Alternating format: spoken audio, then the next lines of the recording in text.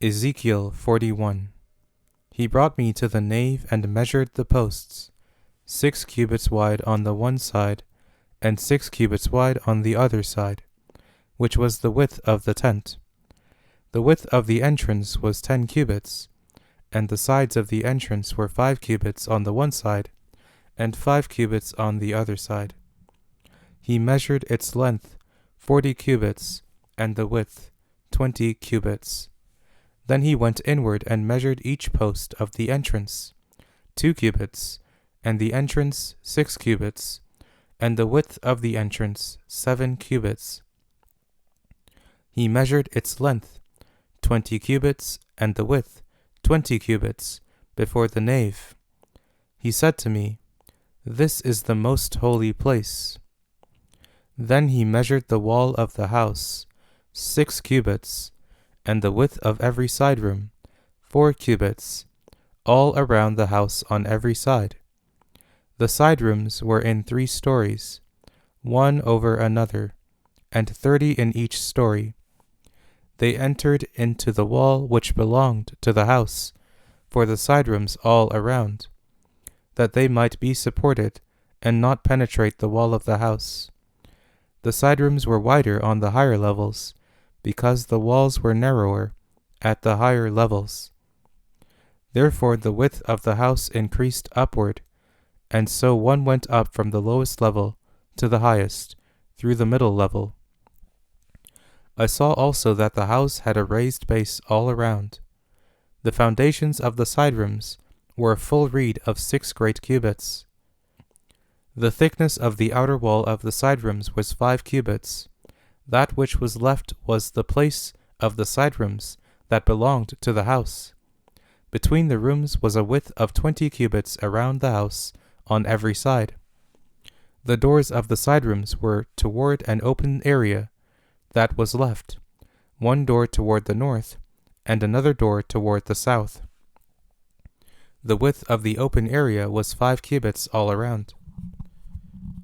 The building that was before the separate place at the side toward the west was 70 cubits wide, and the wall of the building was 5 cubits thick all around, and its length 90 cubits.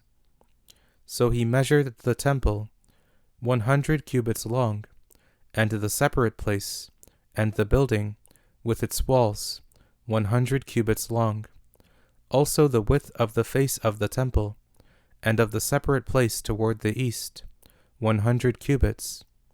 He measured the length of the building before the separate place which was at its back, and its galleries on the one side and on the other side, 100 cubits from the inner temple, and the porches of the court, the thresholds, and the closed windows, and the galleries around on their 3 stories, opposite the threshold, with wood ceilings all around, and from the ground up to the windows.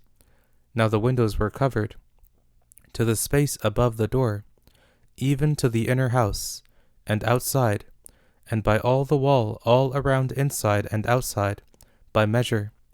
It was made with cherubim and palm trees. A palm tree was between cherub and cherub, and every cherub had 2 faces, so that there was the face of a man toward the palm tree on the one side, and the face of a young lion toward the palm tree on the other side. It was made like this through all the house all around. Cherubim and palm trees were made from the ground to above the door. The wall of the temple was like this. The doorposts of the nave were squared. As for the face of the nave, its appearance was as the appearance of the temple. The altar was of wood, 3 cubits high, and its length 2 cubits. Its corners, its base, and its walls were of wood. He said to me, "This is the table that is before Yahweh." The temple and the sanctuary had 2 doors. The doors had 2 leaves each, 2 turning leaves, 2 for the one door, and 2 leaves for the other. There were made on them, on the doors of the nave, cherubim and palm trees, like those made on the walls. There was a threshold of wood on the face of the porch outside. There were closed windows and palm trees on the one side and on the other side, on the sides of the porch.